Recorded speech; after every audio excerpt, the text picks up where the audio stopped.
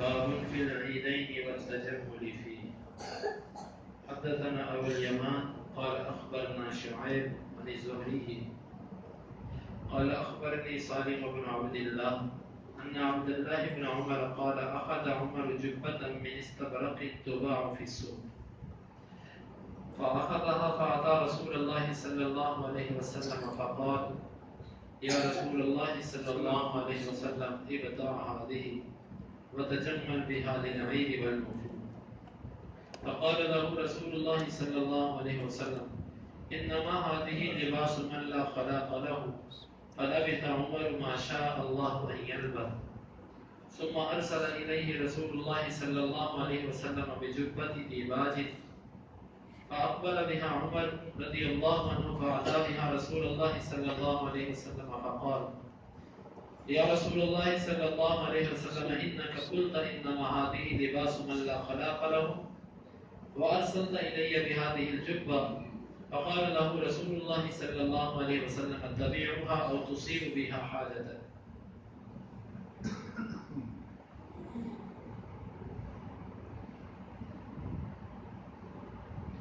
یہ باب ہے عیدین کے بارے میں.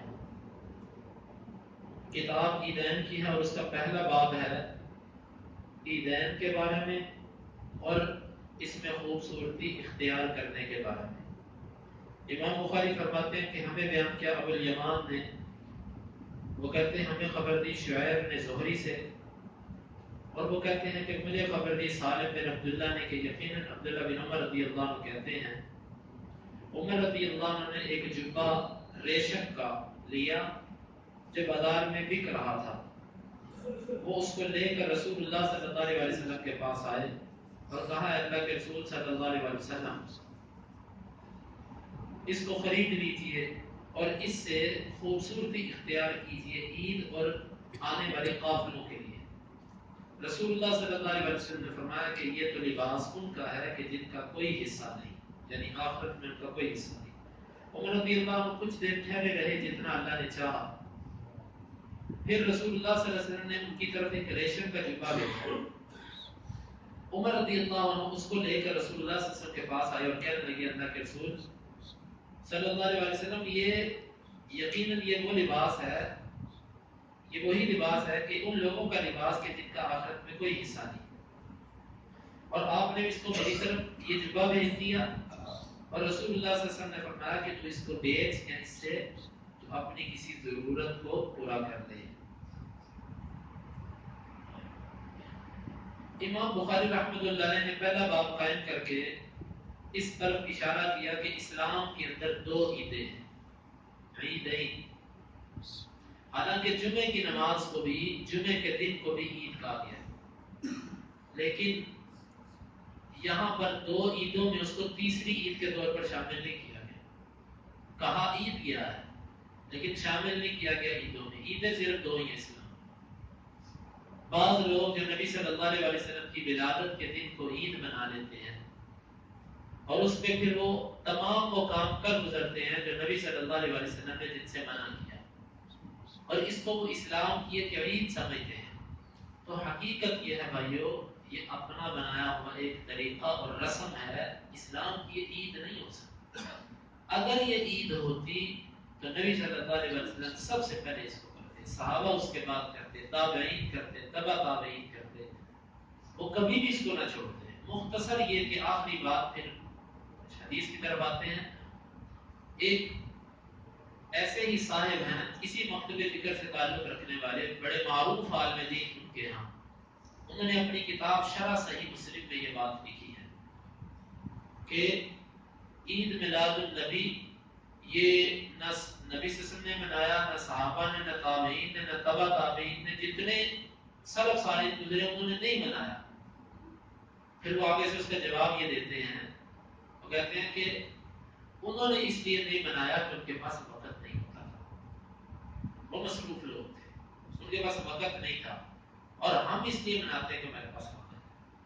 آپ اندازہ لگائیے کس قدر یہ بس یہ ایسی بات ہے کہ اس پر کوئی تبصرہ نہ کیا جائے، اس کو بیان کر دینا ہی اس کے مردود ہونے کے لیے کافی ہے کہ نبی صلی اللہ علیہ وسلم اگر یہ دین تھا تو وہ کون سا دین کا ایسا مسئلہ ہے کہ جس پر عمل کرنے کے لیے ان کے پاس وقت نہیں تھا. اگر یہ دین نہیں تو پھر یقیناً یہ دین نہیں. یہ 6 صدی کی فاطمی خلیفوں کی ایجاد ہے. اس سے پہلے یہ نہیں تھا. عید اسلام کے اندر صرف 2 ہیں. اور دوسرا باب امام بخاری نے دوسرا عنوان یہ قائم کیا کہ عیدوں میں خوبصورتی اختیار کرنا، زیب و زینت اختیار کرنا، یہ اسلام کی تعلیم ہے کہ عید کے مواقع پر خوبصورتی اختیار کی جائے. لیکن یہ خوبصورتی عورتوں کی خوبصورتی دکھلاوے کے لیے نہ ہو. وہ شو پیس بن کے سڑکوں پر نہ نکلے اور مرد ایسی خوبصورتی نہ اختیار کریں کہ جس سے اللہ اور اس کے رسول کی ناراضگی ہو اور وہ مخالفت ہو. داڑھی منڈوا کے، شلوار ٹخنوں سے نیچے رکھ کے، بال عجیب و غریب قسم کے کٹوا کے، منہ میں پان سگریٹ رکھ کے، آنکھوں پر کالی اینکیں لگا کے اور اس طرح کے فضول لغویات سے تجمل اور خوبصورتی نہیں ہوتی. خوبصورتی وہ ہے جو اللہ رب العزت نے بنائی ہے. وہ خوبصورتی یہ ہے کہ چہرے پر سنت رسول ہو، انسان کا اسلامی لباس ہو اور آنکھوں میں اس کی حیا ہو، زبان پر اللہ کا ذکر ہو، شلوار اس کی ٹخنوں سے اوپر ہو، سر ڈھکا ہو. یہ خوبصورتی اور یہ معزز لوگوں کی علامت ہے. لیکن ہم نے خوبصورتی کا مطلب یہ سمجھا ہے کہ یہود و نصارہ کی مشابہت اختیار کرنا یہ خوبصورتی ہے. بھائیو، یہ لمحہ فکریہ ہے.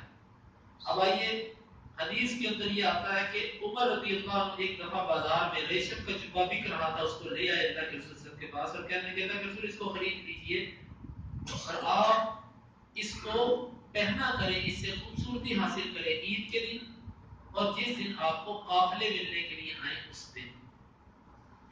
نبی صلی اللہ علیہ وسلم نے فرمایا عمر، یہ تو وہ لوگ پہنتے ہیں کہ جن کا آخرت میں کوئی حصہ ہی نہیں ہے. کچھ دیر گزری، پھر عمر رضی اللہ عنہ کے پاس اللہ کے رسول نے اسی ریشم کے کسی اور ریشم کا جبہ بھیج دیا. عمر رضی اللہ عنہ اس کو پکڑ کے لے آئے اور فرمانے لگے کہ اللہ کے رسول صلی اللہ علیہ وسلم، آپ نے اس کے بارے میں جو کہا تھا کہ یہ تو اس کا لباس ہے جس کا آخرت میں حصہ کوئی نہیں، اور وہی چیز آپ نے مجھے تحفے میں دے دی.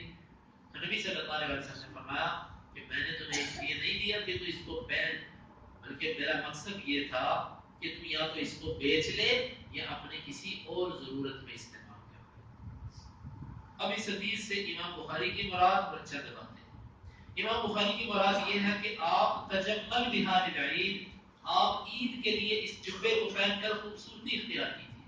یعنی عید کے دن خوبصورتی اختیار کرنا یہ مسنون عمل ہے. نبی صلی اللہ علیہ وسلم نے جو رد کیا تھا نا، وہ اس بات پر نہیں کیا تھا کہ تم خوبصورتی سے کیا ہے، مجھے خوبصورتی پر منع نہیں کیا، بلکہ ریشم کے لباس پر رد کیا کہ ایسی خوبصورتی نہیں اختیار کرنی جس سے اللہ ناراض ہوتا ہو. باقی عید کے دن خوبصورتی اختیار کرنا یہ اسلام کی تعلیم ہے. والوفود، اب اس کی مزید تشریح کہ قافلے جب ملنے کے لیے آئیں، مہمان ملنے کے لیے آئیں، تو ان سے ملتے وقت اچھا لباس پہننا، زیب و زینت اختیار کرنا تاکہ اس پر ایک اچھا اثر جائے، یہ بھی ایسا کرنا چاہیے. لیکن جس طرح کہ آج کل کے کئی مصنوعی علماء وہ بیوٹی پارلروں میں جا کے عورتوں کی طرح فیشن کروا کر تقریر کرنے کے لیے آتے ہیں، یہ طریقہ بالکل ورع اور تقوی کے منافی. مومن کا زیور اس کے چہرے پر نور ہوتا ہے، اللہ رب العزت کی خشیت اور خوف جو اس کے چہرے پر ہوتا ہے، یہی اس کا زیور اور یہی اس کا لباس ہے، یہی اس کی خوبصورتی ہے. ہاں، لباس اچھا پہنو، صاف لباس پہنو سنت کے مطابق، تو اس میں کچھ مذائقہ نہیں. تو جب وفد ملنے کے لیے آئیں تو اس سے معلوم ہوتا ہے کہ ان کا اکرام کرنا چاہیے، ان کے لیے انسان کو اچھا بننا چاہیے. اسی لیے نبی صلی اللہ علیہ وسلم جس وقت اکثر قاصد بھیجا کرتے تھے تو دہیہ کلبی رضی اللہ عنہ کو بھیجا ہے. اس کی وجہ یہ تھی کہ دہیہ کلبی بہت ہی خوبصورت انسان تھے، حتیٰ کہ جبریل امین بھی جب اکثر نبی صلی اللہ علیہ وسلم کے پاس انسانی شکل میں آتے تو دہیہ کلبی کی شکل میں آیا کرتے. یہ بڑے خوبصورت انسان. اور ایک حدیث کے اندر بھی آتا ہے نبی صلی اللہ علیہ وسلم جب قاصد بھیجے تو خوبصورت شکل والا بھیجو، حدیث میں آتا ہے. شیخ البانی اس کو سلسلہ صحیح میں بھی لے کر آئے. تو انسان جس کی شکل و صورت اچھی ہو اور اس کے اندر وقار ہو، وہ اچھا اثر انداز ہوتا ہے. تو اس لیے جو ہمارے بعض لوگ جان بوجھ کر اللہ کی صورت موجود بھی ہو تو وہ اس طرح کے کام کرتے ہیں اور مثال کے طور پہ پھٹے پرانے کپڑے جان بوجھ کے پہن لیے. ایک تو ہے کہ نہیں جان بوجھ کے نہ خریدے ہے بھی سب کچھ جان بوجھ کے ایسے نہ کرنا, تو یہ بھی ایک تصنع کی شکل بن جاتی ہے. جتنی کہ اللہ رب العزت نے دیا ہے اس کا اظہار کرو, فضول خرچی اور اسراف تک نہ جاؤ, لیکن اچھا لباس بھی پہننا چاہیے. امام ابن القیم رحمۃ اللہ علیہ نے یہ اشارہ کیا اپنی زاد المعاد کے اندر کہ نبی صلی اللہ علیہ وسلم سے بہترین لباس پہننا بھی ثابت ہے, اور کمزور سے کمزور لباس پہننا, اور بہترین سے بہترین کھانا کھانا بھی ثابت ہے, کمزور سے کمزور. جب اچھی چیز مل جائے تو اس کو اللہ کا نام لے کے استعمال کرو, اللہ کا شکر ادا کرو.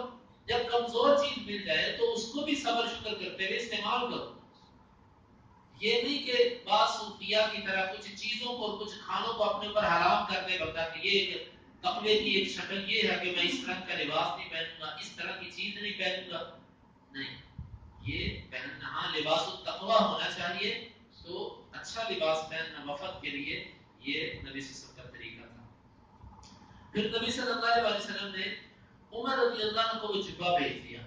عمر رضی اللہ عنہ نے فرمایا کہ اللہ کے رسول یہ تو وہی چیز ہے جو آپ نے مجھے بھیجی تھی, یعنی کہ وہی ریشم وہی جنس ہے. تو نبی صلی اللہ علیہ وسلم نے فرمایا تھا میں نے تمہیں اس لیے بھیجا کہ تم اس کو یہاں بیچ لو یا اس سے فائدہ اٹھاؤ. اس سے معلوم ہوا کہ کچھ چیزیں ایسی ہیں کہ جو حرام ہیں, کلی طور پر جو چیز حرام نہ ہو اس کی خرید و فروخت کی جا سکتی ہے. مثلا ریشم یہ مردوں پر حرام ہے, عورتوں پر حرام نہیں. اس کی وجہ حقیقت تو اللہ تعالیٰ کو معلوم ہے, لیکن ریشم نرم لباس ہے, نرم و ملائم ہے, اور یہ عورت کو ہی مناسب ہے کیونکہ عورت بھی نرم اور نازک ہوتی ہے, یہ اس کے ساتھ ہی مناسب ہے. مرد کو اللہ تعالیٰ نے مضبوط بنایا اس کو جہاد کے لیے اور اس کو جفا کشی کے لیے اور اس کو محنت کے لیے اللہ تعالیٰ نے پیدا کیا. اس کا جسم, اس کا لباس یہ سخت اور مضبوط ہی ہونا چاہیے. ریشم یہ نرم اور نازک صرف پہننے کی, جنت کے اندر ہم نے کچھ بھی نہیں کرنا, وہاں پر ہمارے جسم بھی بڑے جو ہے نا وہ پرنعیم ہوں گے, وہاں پر ہمیں ریشم ملے گا, لیکن وہ جنت کا ریشم, دنیا میں ریشم نہیں ہے مردوں پر. تو ریشم کی خرید و فروخت کرنا اور اسی طرح سونا چاندی کی خرید و فروخت کرنا یہ جائز ہے. ایک قاعدہ یاد رکھیے, ہر وہ چیز جو حرام ہو اس کو اس نقطہ نظر سے اس استعمال کے لیے بیچنا کہ جس کہ جو حرام ہے, جو استعمال بھی حرام ہو, یہ خرید و فروخت حرام ہوتی ہے. ہر وہ چیز جو حرام ہو اس کی خرید و فروخت اسی نقطہ نظر سے کرنا جس نقطہ نظر سے وہ حرام ہے, یہ جائز نہیں. آپ اگر اس کی خرید و فروخت کسی اور نقطہ نظر سے کرتے ہیں تو اس میں کچھ حرج نہیں ہے. مثال کے طور پہ یہ کئی چیزیں ایسی ہوتی ہیں جو حرام ہیں, تو ان کو بندہ اس پہلو میں نہیں استعمال کرتا, کسی اور غرض اور مقصد کے لیے ان کو استعمال کر لیتا ہے, اس میں کچھ حرج نہیں ہے. اور اس سے یہ بھی معلوم ہوتا ہے کہ صحابہ کرام اور نبی صلی اللہ علیہ وسلم کے دل میں کسی بھی چیز کو استعمال کرنے سے پہلے کس قدر اللہ کا خوف تھا کہ آپ استعمال کرنے سے پہلے دیکھ لیا کرتے تھے کہ آیا کہ یہ ہمارے لیے لائق ہے کہ نہیں, ہم اس کو استعمال کر سکتے ہیں کہ نہیں کر سکتے. نبی صلی اللہ علیہ وسلم نے دیکھا, اب نے فرمایا یہ تو ان کا لباس ہے کہ جن کا آخرت میں حصہ ہی کوئی نہیں ہے. مسلمانوں سب سے پہلے میں اور پھر آپ تھوڑا سا ان الفاظ پہ غور کریں. نبی صلی اللہ علیہ وسلم نے ان جیسا لباس پہننے کو پسند نہیں کیا کہ جو ان لوگوں کا لباس تھا جن کا آخرت میں حصہ کوئی نہیں. اور آج ہماری بچیوں کا لباس, آج ہمارا لباس مکمل طور پر وہ ان لوگوں جیسا. اب یقین مانے کہ فحاشی بے حیائی اس حد تک پھیل چکی ہے, اس حد تک پھیل چکی ہے کہ اگر بازار میں آپ کوئی کپڑا خریدنے جاتے ہیں تو آپ کو جلدی شلوار قمیض ملے گی نہیں, شلوار قمیض ملتی نہیں, نہ بچیوں کی نہ بچوں. اور بچیوں کے لباس خاص طور پر جیسے آ رہے ہیں بالکل ٹائٹ, سکن فٹنگ, بالکل وہ تو پہنے اور نہ پہنے برابر ہی, وہ پہنے اور نہ پہنے برابر ہے, جسم کا ہر حصہ عیاں ہے. آپ اندازہ کر لیجئے کہ نبی صلی اللہ علیہ وسلم نے کتنا ناپسند کیا اس چیز کو. آیا کہ ہماری محبت کا تقاضا یہ ہے نبی صلی اللہ علیہ وسلم سے, ہمیں اپنے اندر غیرت کرنی چاہیے. اللہ کی قسم ہم بڑے ہی اس معاملے میں نیچے گرے تھے. کافر انہوں نے کبھی ہمارے نبی صلی اللہ علیہ وسلم کی پیروی کرتے ہوئے سفید لباس نہیں ہماری طرح پہنا, کبھی انہوں نے ہماری طرح سر پہ پگڑی، سر پہ رومال، سر پہ ٹوپی نہیں رکھی. ہم ہی ہیں کہ بات بات کے ان کے پیچھے جاتے ہیں. کیا انہوں نے بھی کبھی ہماری مشابہت کی ہے؟ نہیں کی. تھوڑی سی ضد میں بھی بندہ آ جاتا ہے. کسی سے بندے کا محلے میں اختلاف ہو جائے، جو چیز اس کے پاس ہو ہم وہ نہیں لیتے، ہم کہتے ہیں نہیں ہمارے دشمنوں کے پاس ہے، نہیں لیتے. یار وہ اتنے بڑے دشمن ہمارے آیا کہ ہم نے وہ نبی کے دشمن سب سے بڑے، ہمیں اتنا بھی پاس نہیں، ہمیں اتنا بھی حیا نہیں کہ جو لوگ ساری زندگی ہمارے نبی سے کو تکلیفیں دیتے رہے ہم ان کی نکاریاں کرتے ہیں، ہم ان جیسے بنتے ہیں. تھوڑی سی غیرت بھی انسان کے اندر بیدار ہونی چاہیے.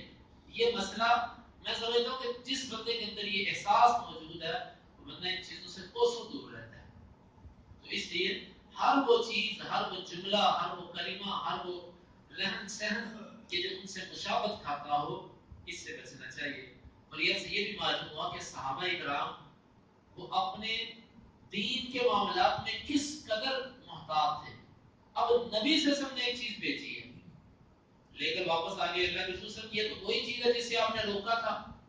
اس سے معلوم ہوتا ہے کہ اگر استاد کی، عالم کی باتوں میں تضاد معلوم ہو، لیکن تضاد حقیقت میں نہ ہو، لیکن یوں لگے یا کوئی چیز سمجھ نہ آئے، تو اس سے آگے پوچھ لینا چاہیے. پوچھ لینے سے کوئی فرق نہیں پڑتا. نہ عالم دین کی توہین ہے، نہ اس کو غصہ کرنا چاہیے، اور نہ ہی مقتدی کو یہ سمجھنا چاہیے کہ مجھے، میں پوچھوں گا تو میری، دیکھو عمر فاروق رضی اللہ عنہ جیسے بندے کہہ رہے ہیں یہ آپ نے کیوں بھیجا مجھے، آپ سے میں اس کو کسی نہ کسی استعمال میں لے آؤں. لیکن اس کا یہ مطلب نہیں کہ اب کوئی بندہ شراب کا کاروبار شروع کر دے یا سود کا کاروبار شروع کر دے. میں پینے کے لیے تھوڑی بیچ رہا ہوں، میں تو کسی اور مقصد، بھائی اور مقصد کیا ہو سکتا ہے. تو اس لیے ایسے حرام کاموں سے اجتناب کرنا چاہیے. لیکن وہ چیزیں کہ جن مثال کے طور پہ پرندوں کا کاروبار ہے، یہ جو لوگ پرندے بیچتے ہیں، ان میں بعض ایسے ہوتے ہیں، بلکہ بعض پرندے ہیں وہ ہیں جو حرام ہیں، جن کو کھانا جائز نہیں ہے، حلال نہیں ہے. تو ان کی خرید و فروخت پر یہ سوال آتا ہے کہ بعض پرندے تو حرام ہوتے ہیں، تو ان کی خرید و فروخت کیسی ہے، حرام چیز کو بیچنا کیسا ہے. تو جس نقطہ نظر سے اسلام نے اس کو حرام کیا، اسی نقطہ نظر سے اس کو بیچنا جائز نہیں ہے. اسلام نے اس کا کھانا پینا حرام کیا، اس کو کھانے پینے کے لیے جو بندہ خریدتا ہے بیچتا ہے وہ غلط ہے. لیکن اگر کوئی خوبصورتی کے لیے، زیب و زیبائش کے لیے لیتا ہے کہ یہ اللہ کی بنائی ہوئی مخلوق ہے، خوبصورت ہے، اس میں ایک رونق ہوتی ہے، اس کو دیکھ کے انسانی مزاج کے اندر ایک خوشی سی محسوس ہوتی ہے، بچے اس سے دل لگاتے ہیں، خوش ہوتے ہیں، تو ایسا اگر کچھ کرتا ہے تو اس کو حرام نہیں کہا جا سکتا. اللہ رب العزت سے دعا ہے کہ اللہ تعالیٰ کتاب و سنت کو سمجھنے کی اور اس پر عمل کی توفیق عطا فرمائے. اللهم انفعنا بما علمتنا وعلمنا ما ينفعنا وزدنا علما. اللهم اقسم لنا من خشيتك ما يحول بيننا وبين معاصيك، ومن طاعتك ما تبلغنا به جنتك، ومن اليقين ما تهون به علينا مصائب الدنيا. متعنا اللهم بأسماعنا وأبصارنا وقوتنا أبدا ما أحييتنا، واجعله الوارث منا، واجعل ثارنا على من ظلمنا، ولا تجعل مصيبتنا في ديننا،